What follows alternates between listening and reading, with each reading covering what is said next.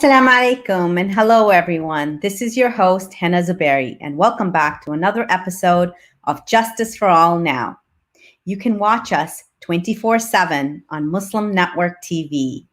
Muslim Network TV airs on Galaxy 19, Roku, Amazon Fire TV, Apple TV, and various social media networks. Many of you may have heard the word the name Armenia or Azerbaijan or Nagorno-Karabakh, but they may seem like far-off places that don't affect your daily lives. But it's very important, just as we shine light on things that are happening to Muslim minorities worldwide, we pay close attention to this region. And to help us figure out and explain what is going on in that region right now, I would really am honored to invite our guest, Dr. Ismayil Alakbarov. Dr. Ismayil Alakbarov, thank you so much for joining us. He's the Executive Director of the Network of Azerbaijani Canadians, an umbrella organization combining Canadian Azerbaijanis, community organizations, cultural centers, and the diaspora institutions.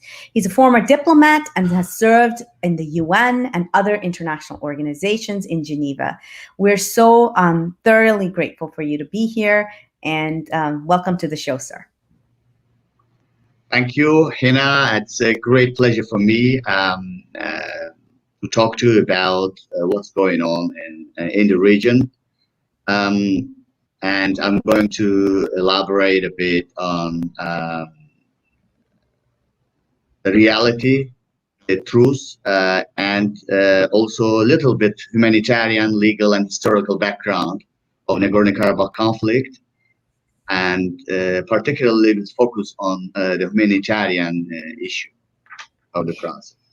Definitely. And so for many of us, it seems like this conflict suddenly erupted out of nowhere. Those of us who may not be following it closely on a day-to-day basis, please explain to us the history and background of this conflict and what is transpiring at this moment in that region. Thank you, Hina. Before going into the history or the little bit historical context to the process, let me give you what's going on at this very moment.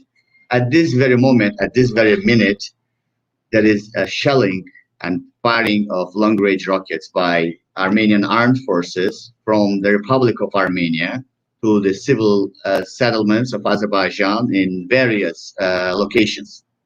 So that is, this is called, in the modern terminology, terrorism. This is the terrorist attack on civilians and violating all existing Geneva conventions and making war crimes, because one way is you are having military to military in the military operations, but another issue is here Armenian armed forces firing or shelling their long-range missiles, rockets, cluster bombs, not from the military zone, but from the Republic of Armenia to the civil settlements of Azerbaijan, which are located far from the conflict zone.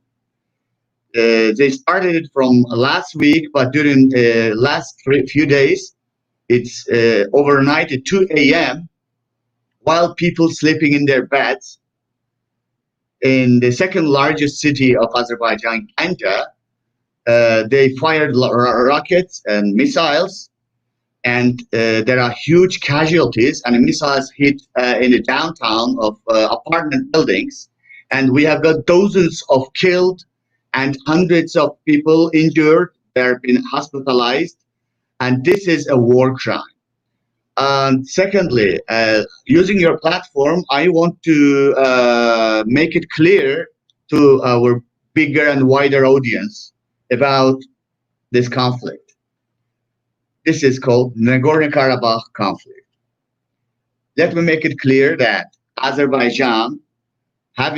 is having at the moment its military operations in its internationally recognized territory called Nagorno-Karabakh and 7 adjacent regions, which have been occupied by Armenia. And we started over 2 decades a peace process with them, getting nowhere, and Armenians provocating many times, attacking in the contact zone and in the territories far from the contact zone, Azerbaijani military and civilians, and making provocations. And this all triggers by the fact that Armenia having their new land grab doctrine, which was announced by their high-rank officials last year as part of the defense doctrine of Armenia, that they're going to grab new territories in the South Caucasus. And therefore, they are attacking and provocating so that Azerbaijan counterattacks. And in that sense, they go and using their diaspora, because they have a very strong diaspora across the world who are helping them a lot at the moment, based on groundless, unfair, and fake news. The diaspora converts all this process into a big propaganda, unfair propaganda against Azerbaijan. Now, important message here is at this very moment of time, we have shelling of Azerbaijani civilians by Armenian armed forces. Second, the whole operations is being conducted in the international recognized territory of Azerbaijan. Let me give you a bit of context. Both Armenia and Azerbaijan used to be republics as part of USSR. And after the collapse and breakup of USSR, both countries declared their independence. And Azerbaijan got accepted to the United Nations in 1992 within this territory, within the territory of Nagorno-Karabakh and surrounding regions. However, there is in Nagorno-Karabakh Armenian minorities, Armenian population living there for about 200 years. They have been immigrated from various countries like Iraq, current Iraq, Syria, and other territories in that region. And they have been brought to the various locations, and including Nagorno-Karabakh. And by the time of the conflict in that particular region, around 70% Armenians and 30% Azerbaijani people. But in the adjacent regions, the 7 adjacent regions that have been occupied by Armenia, it's 99% Azerbaijani, ethnic Azerbaijanis and Muslim Azerbaijanis are living there. And so what happened? After the collapse of USSR, Armenia started their, declaring these minorities in that enclave, declared their independence. And they wanted to create their own independent state, right? And which is not. Okay. I wanted to ask you, so approximately we're looking at about a population of 150,000 people. Those are the official numbers. Is it wider, more than that? Or could you give us some insight on that? The Armenian population in the region is 150,000 living in Nagorno-Karabakh. So this 150,000 people living in Nagorno-Karabakh expelled from Nagorno-Karabakh and Azerbaijan, 7 regions of Azerbaijan, 760,000 Azerbaijanis. So 760,000 Azerbaijanis were expelled by 150 Armenians in early 1990s, and all the 760,000 Azerbaijanis with other refugees from Republic of Armenia, summing up over 1 million people, they became IDPs, internal displaced persons, inside of their homeland, inside of their country. And Armenia occupied this territory. Armenian armed forces in Karabakh, maybe at the moment there are intensive fights and escalated war going on there. maximum 10% of the armed forces are Nagorno-Karabakh. 90% of the armed forces, I mean, in terms of the number of people, they are the citizens of Republic of Armenia. So Armenian Republic sends their fighters, and also they send terrorist groups from various countries, from Lebanese, from Syria, from Iraq, from all those places where there are terrorists. There are over 16 internationally recognized terrorist organizations, Armenian terrorist organizations across the world. I can name all of them, but I don't want to take too much of your time. And they are called, one of them is ASALA, Armenian Liberation Terrorist Organization. They have got a bigger Armenia dream for the last 100 years. And they are spread across the world. And they have got the imagination that they want to build a greater Armenia from Caspian Sea to Black Sea, and to capture all these the regions. And they have been brought, as I told you. Let me go to the history. Let's go back to the early 19th century. Early 19th century, before early 19th century, there were almost no Armenians living in that place, in Nagorno-Karabakh, and also in Armenia's Republic of Armenia, the capital being Yerevan. Okay, you know, the etymology of all these wordings like Nagorno-Karabakh, Yerevan, all these toponyms are Turkic. We are Turkic originally, so all these toponyms are Turkic Azerbaijani toponyms. You cannot name any Armenian king or any Armenian sort of hero from that region, because they didn't exist. Armenians have been purposely brought to Nagorno-Karabakh by the Russian Empire, starting from early 19th century. Let me give you facts. Because Armenians diaspora, their propaganda, they're just making imaginations without giving any facts.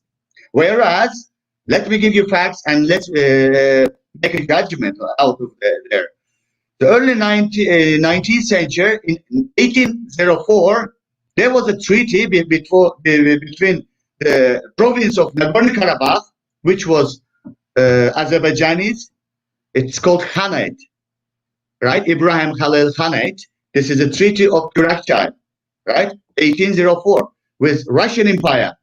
That Russian Empire sort of invaded this Khanate. And there was no Armenians there. There was no mention of any Armenian name in that treaty. This is an internationally recognized treaty. It's in the internet. You can go and search it. It's Kurakchai Treaty between the ruler of Nagorno-Karabakh, which is Azerbaijani, and the population is Azerbaijanis, and the Russian Empire.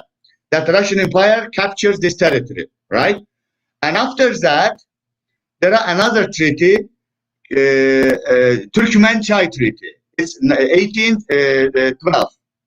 After that, there is another treaty. It's called Gülistan, is 1812, and the Turkmenchai, 1828. And all these treaties are legal documents in the archives, and it's all accessible to the world community to go and search to see. And all started after these treaties. So Russians started to influence this region, starting from 200 years ago. Why? Because during those times, there was a big Ottoman Empire, and ethnic Azerbaijanis and Turks are very close brothers, and we are almost same ethnic nation and two states with Turkey across the world. So using this, and the Russian Empire started to immigrate the Christian Armenians from various regions. They have been living historically. We're not claiming that they have been Armenians. Armenians used to live in different territories that I mentioned a little bit ago. So they brought all this to create a buffer zone against Ottoman Empire, starting from early 19th century. So all started from there. And they started to expel Azerbaijanis, and not only in 20th century, but starting from 19th century.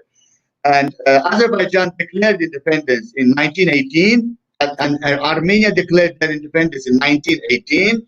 the Democratic Republic of Azerbaijan, and Democratic Republic of Azerbaijan's territory was 114,000 square kilometers in 1918. In 1920, Bolsheviks invaded Azerbaijan, and they gave part of Azerbaijan, which is currently Armenia, they gave part of that time Azerbaijan to the Republic of Armenia.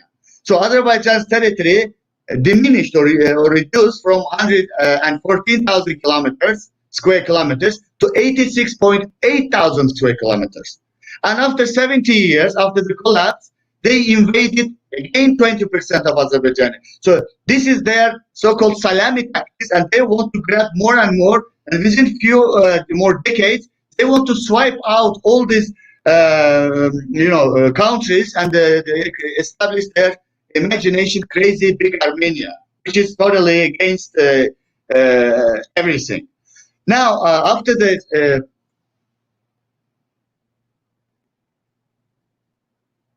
I'm not hearing you. Can you unmute yourself? Thank you so much. A lot of times this conflict is framed in a Christian versus Muslim conflict. Is this an interfaith, a communal conflict, or is this purely about the region, about the land, about the historical access to that land? Armenians try to capture it and package it as if this is a religious context, but this is not the truth. Let me tell you, in the Azerbaijan is one of the examples of multiculturalism across the world. Mm-hmm. In the Republic of Azerbaijan, there are Jewish communities, there are Muslim communities, and other Orthodox communities, every community having their religion, and they live in peace, in stability, in friendship and brotherhood with Azerbaijanis. We don't have any issue in Azerbaijan with any ethnic people there. We are one of the multinational countries in the world, and Azerbaijanis there. Let me tell you, we have got 30,000 Armenians living in Azerbaijan. 30,000 ethnic Armenians currently live in Baku, in the capital of Azerbaijan, and across the country. But there is no one single Azerbaijani living in the Republic of Armenia. In Azerbaijan, we have got more than 100 ethnic minorities who also have been targeted and at the moment being killed by Armenian separatists and Armenian terrorists. This is purely not a religious conflict. This is the conflict triggered by the fact that Armenia won't occupy the territory of Azerbaijan. As I told you, internationally recognized territory. Let me highlight here, there are 4 United Nations Security Council resolutions demanding unconditionally, immediately and completely withdrawal of Armenian occupied territories from the region, from Nagorno-Karabakh. But Armenia has never been complying with this. United Nations 4 Security Council resolutions of 1994 demands immediate, unconditional and complete withdrawal of Armenian armed forces from the occupied territories, which is not happening. And Azerbaijan is one of the economically developed regional countries. We used to be one of the high economic growth potential countries all the world during the last few decades, because there are huge economic growth in the country. So Azerbaijan is a very peaceful nation by itself, and Azerbaijani leadership decided to go for peace negotiations, started from 1994. So on one hand, Armenians occupy the territory. They control it physically with the support of the Republic of Azerbaijan, Republic of Armenia, and the diaspora, and their supporters and allies from the region. And Azerbaijan could have used force to liberate those territories if we wanted military operations, starting from early 90s. And Armenia is 2 million population. Azerbaijan, 10 million population. So we could have started military operations to liberate those territories and get occupants and invaders out of the occupied lands 20 years ago. But we didn't do that. Why? Because Azerbaijan is in favor of peace. We don't want war. If we wanted war, we could have continued war with Armenia. And there was a peace negotiation process. There is Organization of Security in Europe, OSCE, Minsk Group is assigned to this from the international fora. And there are 3 co-chairs, Russia, France, and United States. These are co-chairs of Minsk Group who are mediating this process for over the 2 decades. And, let me give you an interesting story here. During last over 2 decades, this peace negotiation has been on the table. And they were 7 rounds of negotiation. So 7 times they started from scratch. So this is quite a big conflict with escalated war behind. So it takes 3, 4, 5 years, each increment of negotiation. And we were just close to achieve agreement with Armenians with the participation of these 3 countries, Russia, France, and United States. We're just close to achieving a peace agreement. Armenians withdraw from this process 7 times over the last 20 years. And the current war triggered by the escalation and tension caused by Armenians again. Let me give you the recent escalation context. Starting from early July, and 12th of July, Armenian armed forces, not from Nagorno-Karabakh, from their own territories, we have got a border with Armenia, they started shelling our civilian settlements and Azerbaijan's military stations there. And it became a 4-day sort of a skirmish there, fighting. And we had loss of civilians, casualties to civilians and military. So this was a provocation by Armenians because they are. So one of the things not that attacking from Nagorno-Karabakh, they are attacking from the Republic of Armenia in August, after 1 month. I wanted to ask you, they're sending group of sabotage to Azerbaijan. So can I continue? I wanted to. Yes, I wanted to just put this in context here for those of us here in the United States. One of the things that has recently happened is that here, Congressman Brad Sherman, who is the head of the Foreign Relations Committee here in the United States, has asked for global Magnitsky sanctions against Azerbaijani leadership on what they say is transpiring in that region. So, and that means that's really concerning, because that means only one side of the conflict is being paid attention to by the Americans. So could you share with us if there's been any support or any sort of movement here in the United States or in Canada, letting the governments over here know or hear the perspective of the Azerbaijanians? Yes, there is at the moment of a time, there is big propaganda conducted by Armenians.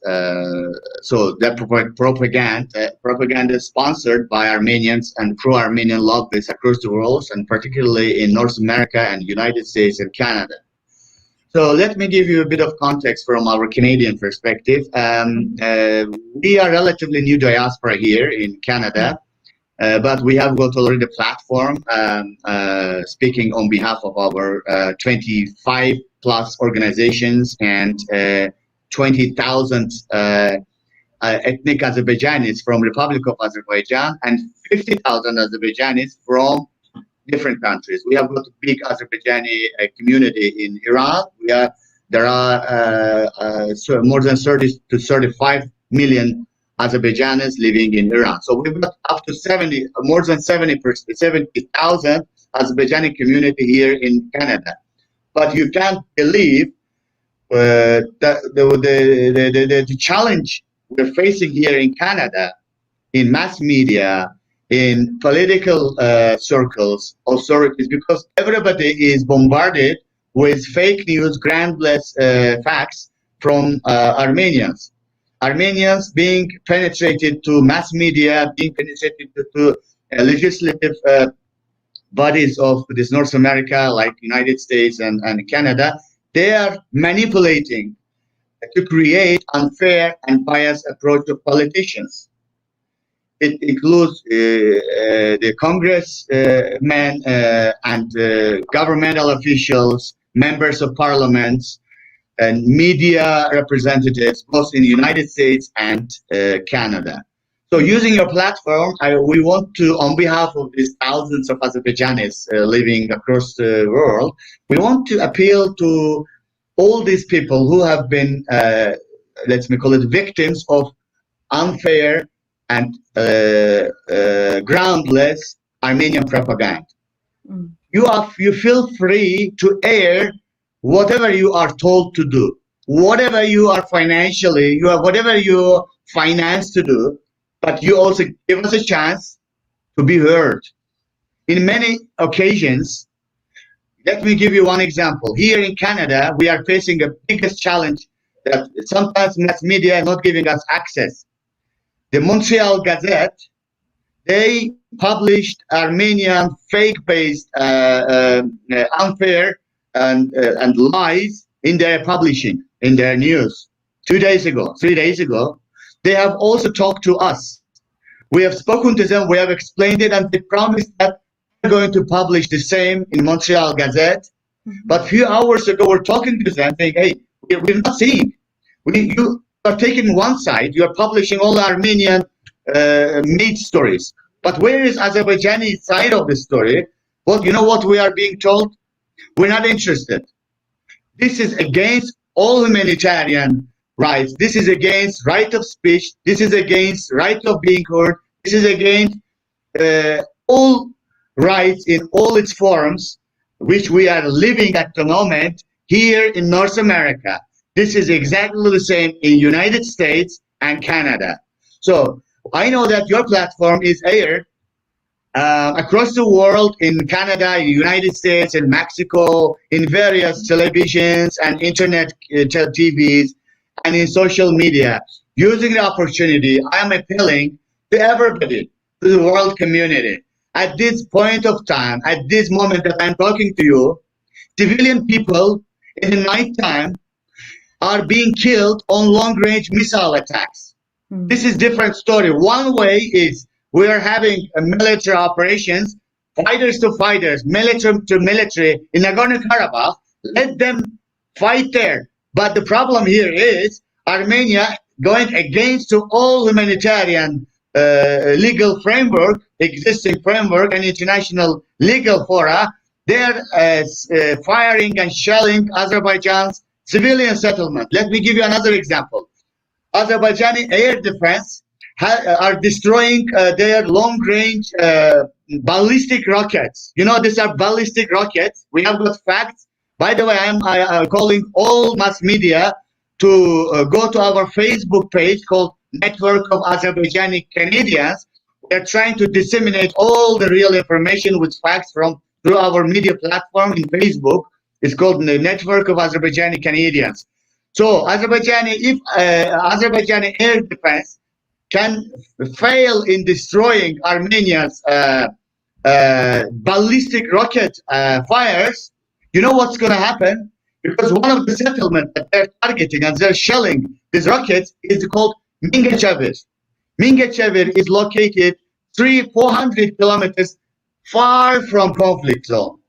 Mm-hmm. It's a civilian settlement, industrial city with the biggest water reservoir in South Caucasus, the largest water reservoir and the biggest power station.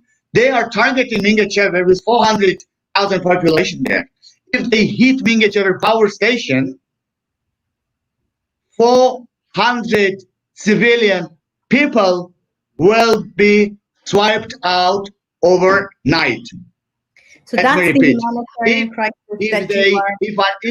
If Azerbaijani air defense, for some reason, for some technical reason, fails to destroy the rockets, ballistic rockets, which are prohibited under Geneva Conventions to shell on the civilian settlements. If for some technical reason Azerbaijani armed forces, I believe that they're gonna fail, because Azerbaijani army is one of the strongest armies not only in the region but in the world. Azerbaijan possesses. May I ask you a question? Yes. Dr. Ismayil. So one of the humanitarian crises that you are afraid of is if that water reservoir is attacked, that will affect thousands and millions of people around in that area. What are some of the other humanitarian concerns that your organization and your community has? This Nagorno-Karabakh war is at the moment between Azerbaijan and Armenia, and Azerbaijan fights in its own territory, internationally recognized territory of Azerbaijan, which is recognized by all the states, including United States and Canada and Armenia. Armenia also recognized Azerbaijan's territorial integrity. And Azerbaijan's territorial integrity includes Nagorno-Karabakh and adjacent regions. Now, let me move to the humanitarian context. But if the situation escalates further, if Armenia doesn't liberate those occupied territories and continues hitting those civilians, is largest civilian settlements of Azerbaijan, like Ganja, 500,000 people, like Mingechever, 500,000, Chizi Mingechever, 400,000 people, and other big cities that there are dozens of civilian settlements across Azerbaijan that they're firing all this Russian-made, Russian-granted for free. Let me make it clear. All this military equipment that Armenia is using are Russian-made, Russian-granted military equipment. The neighboring country, Georgia, in South Caucasus, they closed the borders that we're not going to be using our border to supply Russian military to Armenia. So what Armenia is doing, what Russia is doing, Russia is sending their missiles, their military kits to Iran, and from Iran, this is, we have got information and facts, and from Iran, they are sending all this military to the Republic of Armenia. So what Armenia is doing, Armenia is being militarized by Russia. And but what Azerbaijan is doing, what Azerbaijan is doing, Azerbaijan is liberating already occupied territories. And part of the occupied territories has already been liberated. Armenians have been losing their people there. They have mobilized separatists, terrorists, as I told you, from different countries, from Syria, from Lebanon, terrorist organizations. We have got video material. They're making declarations. They're making announcements that we are calling all Lebanese terrorist organizations, all this PKK, all these internationally recognized terrorist organizations, armed forces are being, at this point of time, mobilized to Nagorno-Karabakh. They are killing civilians there. And there is a huge humanitarian catastrophe, which is going to become a conflict and a tragedy beyond regional context. There's going to be a huge humanitarian context for countries like Canada, for United States, because Armenians have got allegations against Turkey about genocide, which never existed. There was, in the history, fights between two communities, and they killed each other in Turkey and in different locations. And using this platform, let me tell you that Armenians killed over 200,000 Azerbaijani, ethnic Azerbaijanis in the Republic of Azerbaijan in 1918. But they are alleging Turkey and others as if they have been killed there. Okay, But we are a peaceful nation, and this was a history. I don't want to go to that history. We are now in the modern world. Armenians have got allegations on genocide, but they are making their own genocide against ethnic Azerbaijanis. Let me give you example from modern humanitarian context. 1992, Armenians acted genocide in Kocaeli. Khojaly, Kocaeli. You make a research, make the search in Google, and you see what they did there. They swiped out in Kocaeli town 600 up to 700 civilians, elderly, women, children, 1,000 people. They swiped out all these people, killed with no guns, with no weapons, on the tanks, right? So Armenians have been doing ethnic cleansing just because we are Azerbaijanis, just because we live there, just because Armenia wants to grab new territories to build their imaginary great Armenia. As this time is short and we wanted to touch a few other points, one of the things that I wanted to ask you, how much does oil and gas play into this conflict? We understand that there is a pipeline that runs through that region, and this exports oil as well as a gas pipeline in that region as well. How much is this about control of that pipeline? Okay. Azerbaijan is one of the energy-rich, oil and gas-rich countries in the world. There have been huge oil and gas developments in Azerbaijan over last 2 decades. Mm-hmm. All international multinational companies, US companies, British companies, and all across the world, French companies, they operate in Azerbaijan in development of oil and gas resources. Mm-hmm. Azerbaijan provides security, energy security of European Union, and one of the active players in that arena for last 2 decades. Azerbaijan has got infrastructure built through Azerbaijan, Georgia, Turkey, Greece, Italy. And from Italy, Azerbaijan supplies oil and gas to European Union. Mm-hmm.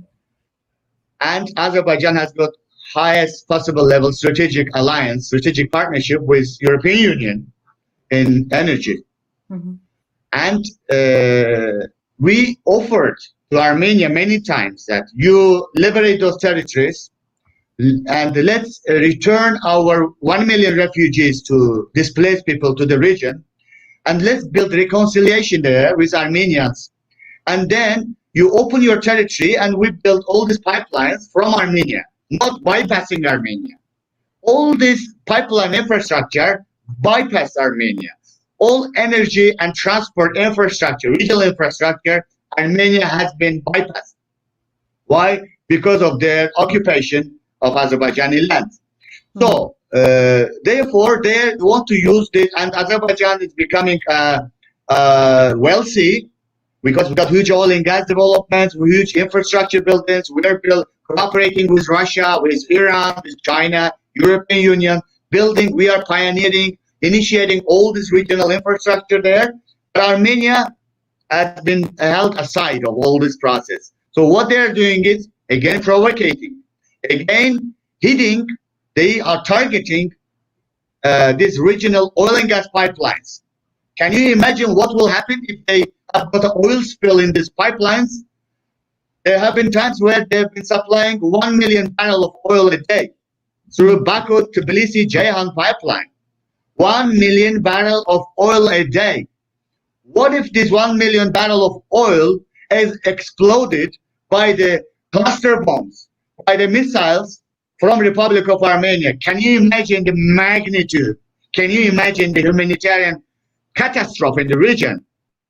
There will be huge environmental damage, and there will be needed tens of years. It will be bigger impact than Chernobyl nuclear issue for the world. If there is damage to the oil and gas infrastructure, the pipeline, which they're making all these provocations. By the way, the July 12th, the July 12th, few months ago, skirmish was triggered by the fact that Armenians were firing, targeting, particularly to those pipelines, oil and gas pipelines, which Azerbaijani air defense destroy all these cluster bombs in the air. As I told you, using the opportunity, let me make it clear. Because Armenians are alleging as if Azerbaijan brought mercenaries from, I don't know, from some countries, but there is no single fact. The president of Azerbaijan this is something that has declared, I'm sorry. This is something that has been brought against the Turkish government here in the United States. I've heard, read news articles about this, that they're accusing the Turkish government of bringing in mercenaries and to fight in this conflict. Now, as a leader who's been, of the diaspora, who's been monitoring the situation, what do you think are the best next steps to de-escalate the situation for the betterment of the region, of everybody who's living? Thank you. Let me say a few words about the Turkish context, because it is very important that the world community hears and gets this unbiased, real truth. Turkey and Azerbaijanis, we are ethnically the same nation, okay? And historically, we have had brotherhood. In this conflict, Turkey officially declared that they are not party to the conflict. There is no single Turkish fighter in the military zone. Yes, we have got military cooperation with Turkey, the same military cooperation we have with Russia. Yes, we have every year trainings, joint trainings, military trainings with Russia, with Russian army, with Turkish army, with Israeli army, with Ukrainians, everybody. Azerbaijan has got military cooperation with 20 plus countries across the world. But Armenians, and this is against their part of their global propaganda, they want to bring Turkey to the context. They are making provocations. So Turkey is not a part of the conflict. Turkey is not sending any armed forces there. We have got military humanitarian cooperation like with 20 other countries, right? So this is about Turkey. Now let me tell you what is the way out. What is the way out to achieve ceasefire, to achieve peace and stability in the region? Azerbaijan, let me refer to the official speech of Azerbaijani President Ilham Aliyev on CNN, on Euronews, on Al Jazeera, and many other international media platforms. Azerbaijani official made it very clear. The territory, Nagorno-Karabakh, and 7 adjacent regions are internationally recognized territories of Azerbaijan. United Nations Security Council issued 4 resolutions demanding immediate, unconditional, and complete withdrawal of Armenians from armed forces from the region. This is the second. So this needs to happen. And the third, we Azerbaijanis appeal using this platform to Armenians living in the United States and Canada and other countries. We see big violence caused by Armenian rallies, Armenian sort of protests. Yesterday, Armenians' big car rally caused a big violence here.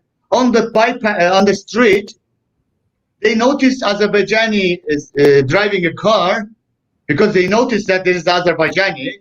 They hit Azerbaijani's car. They injured the car. They injured this person, and the police came there. And police rated this as hate crime. We are appealing to Armenian diaspora here. on behalf of Azerbaijani community of Canada, on behalf of 20,000 Canadian Azerbaijanis here in Canada, I am appealing to Canadian diaspora. And using your platform, I am appealing to United States diaspora, leaders of Armenians. Let's reconcile these two nations, because sooner or later, Azerbaijan is going to liberate those territories. Azerbaijan refers to the United Nations Charter, Article number 51. Use defending your country's territory by use of force. Azerbaijan is not targeting any other country's lands. Azerbaijan doesn't need any millimeter territory of Armenia. What Azerbaijan wants is bring 1 million refugees, and Armenians come back. We live in reconciliation. We live in peace. We invite Armenia to do joint projects, energy projects, transportation projects, humanitarian projects. And by these, we give an example of reconciliation of two nations to the world community. So that we can live together. We have a ground to say that. Your call right now is to peace, right? Your call right now is to peace. And I just noticed that even celebrities like Kim Kardashian are becoming a part of this. She just made a $1 million donation to the Armenia Fund. And this is, this narration of peace is not being highlighted. Even as you look at the Twitter feuds between the two diaspora, many of the younger, especially the younger generation, are not highlighting this call for peace. And this is really important. And I wanted to highlight that what you just said right now, that this offer of the diaspora spreading peace, and then the diaspora spreading joint projects. This is something very important, and that's something that I haven't seen. So this call is great. Please go on. Yeah, thank you. You mentioned a very important point here, because what we are hearing from those people, diaspora and lobbyists, spreading violence, spreading hate, which is not acceptable. Using your platform, I am appealing to Kim Kardashian. I am appealing to every single congressman, senator, or any authority of United States. I am appealing to the political authorities of Canada.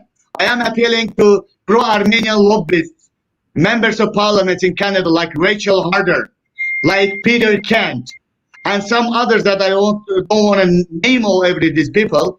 They are making statements clearly bringing hate on top of the agenda by recognizing Artsakh, called Artsakh. Artsakh is not recognized by anybody in the world.